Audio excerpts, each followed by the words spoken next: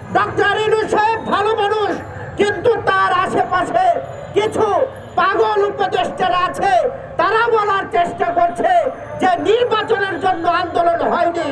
তাদের কাছে প্রশ্ন, গত 17 বছরে বিএনপি জীবন দিয়েছে, রক্ত দিয়েছে, আমাদের নেতাকর্মী হারিয়েছি, আপনারা কয়জনকে হারিয়েছেন, কত ত্যাগ করেছেন?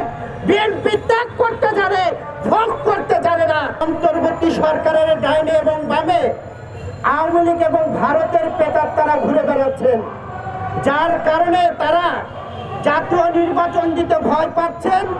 জাতীয় নির্বাচনের কথা শুনলেই তাদের গায়ে জ্বর এসে যায়। আমরা বলতে চাই, জাতীয় নির্বাচন গণমানুষের দাবি। জাতীয় নির্বাচনের জন্য এদেশের মানুষ রক্ত দিয়েছে, জীবন দিয়েছে, প্রাণ দিয়েছে। জাতীয় নির্বাচনের আগে কোন নির্বাচন বাংলার মাটিতে হবে না।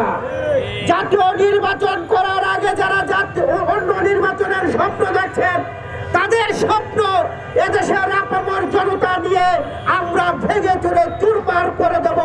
সেইভাবে শেখ হাসিনার মতো অন্তর্বর্তী সরকারকেও পালাতে হবে। অন্তর্বর্তী সরকারের ডক্টর ইউনূস সাহেব ভালো মানুষ, কিন্তু তার আশেপাশে কিছু পাগল উপদেষ্টারা আছে, তারা বলার চেষ্টা করছে যে নির্বাচনের জন্য আন্দোলন হয়নি।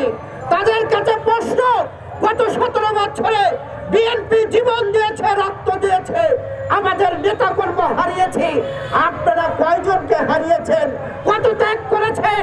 বিএনপি ত্যাগ করতে জানে, ভোগ করতে জানে না। যারা ভোগ করবে তাদের বিরুদ্ধে আমাদের লড়াই। আগামী জাতীয় নির্বাচন দিয়ে সসম্মানে ফিরে যান। যদি জাতীয় নির্বাচন বিলম্ব করেন, তাহলে শেখ হাসিনার মতো আপনাদেরও পালাতে হতে পারে। সকলকে ধন্যবাদ জানিয়ে আমি আমার কথা শেষ করছি।